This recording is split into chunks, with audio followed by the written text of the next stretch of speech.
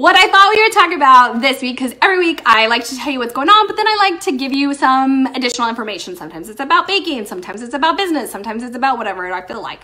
This week, I thought that I would talk to you guys about one of our top articles that we have. So we have a blog, and in that blog, we share recipes, we share baking tips, and then we share a lot about just your baking business and growing your baking business and running your baking business, because when we started this, there was like hardly anything out there. Like, we were just like stumbling through, like, what do you want us to do? How are we doing this? What is the game plan? And so we had thought, we'll just tell you guys what we've done, and then you can decide if you want to do it or not for your own business, right? So we've been trying to be very open about those things. So oddly enough, our top article is how to name your bakery.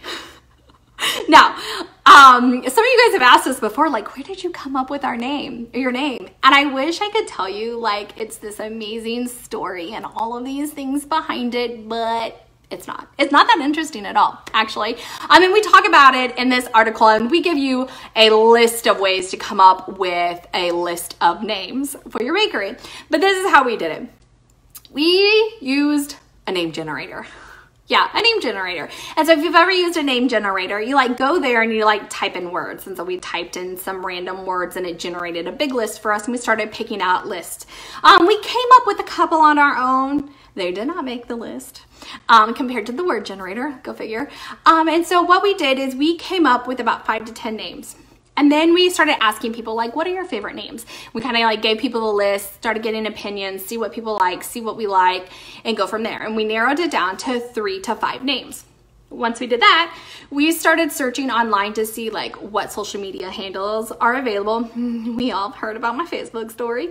What social media handles are available, if that business is running business in the state that we're working in. So like we did a fictitious name report in our states. We did like a Google search on all of these names, and we kind of narrowed it down from there. And then when we got our final list of names, honestly, we just put it to the side. We put it to the side about 2 or 3 days. And the reason we did that is that gave us time to like walk away, wash our brain of the overload of names. And then we came back to it, and whatever name popped out to us is the name that we chose. So we actually had 2 different names that popped out, and we hemmed and hawed. And so what we started doing is we kind of used it in conversation, like introduced our company to each other, because we were just pretending, you know, we thought about it, used it, and that's how we narrowed down our name. See?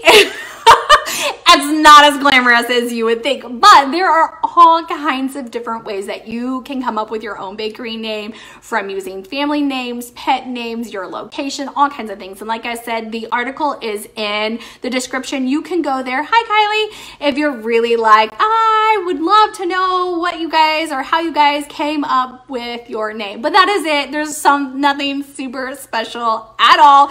It was totally computer generated. We really did try to be like super fancy. We're like, we're gonna come up with our own name, and we made these lists, and obviously we're just not creative enough. So the computer beat us. Yeah, so that is how we came up with our name. That is the way that we suggest to everybody to come up with your bakery name. But honestly, if you're gonna open any business and you're like, I just don't know what to use, do that. I love the name generator because it uses a lot of synonyms when it's coming up with things. And so we actually pasted 2 different ones together to kind of come up with what we wanted. So we were super excited about that.